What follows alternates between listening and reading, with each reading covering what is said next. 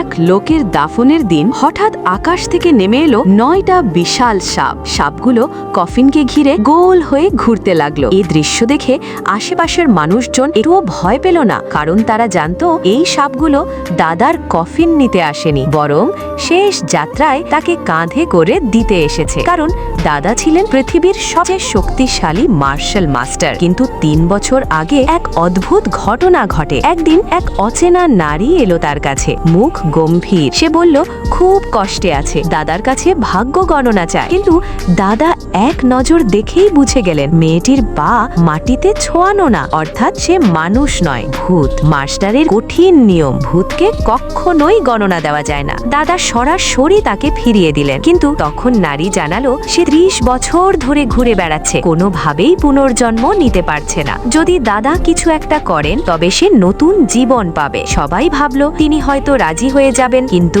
না, দাদা নিয়ম ভাঙলেন না, বরং জোর করে ফেরত পাঠালেন। দাদা জানতেন না তার এই সিদ্ধান্তই তার জীবনে বিপদ ডেকে আনবে। 3 বছর পরেই দাদার নাতি জন্মালো, কিন্তু জন্মের সাথে সাথেই সে মারা গেল। দাদা ভয়ে থর থর কেঁপে উঠলেন। ঠিক তখনই হাজির হলো সেই নারী ভূত। ঠান্ডা গলায় বলল এটা তার প্রতিশোধ। দাদা তাকে সাহায্য না করায় সে তার প্রাণ কেড়ে নিয়েছে। দাদা রাগে ফেটে পড়লেন। এবার তিনি ছাড় দেবেন না। নরকের রাজার সাথে কথা বলে নাতির আত্মা ফিরিয়ে আনলেন। অবাক কাণ্ড, নাতি সঙ্গে সঙ্গে জীবিত হয়ে উঠল। তারপর দাদা শক্তিশালী মন্ত্র পড়ে সেই নারী ভূতকে একটি ছবির ভিতর সিল মোহর করে বন্দি করে ফেললেন। এখন সে আর কখনো মানুষ হতে পারবে না। কিন্তু দাদার বিপদ শুরু এখান থেকেই। স্বর্গীয় ব্যবহার করে তিনি স্বর্গের নিয়ম ভেঙেছেন। তার আয়ু 30 বছর কমে গেল। চোখ, নাক, কান দিয়ে রক্ত পড়তে লাগলো। দাদা বুঝলেন তার শেষ সময় এসে গেছে। তিনি নাতিকে ডেকে বললেন তুই যে আজ বেঁচে আছিস এটা স্বর্গ থেকে ধার করে আনা জীবন। আমি মরলে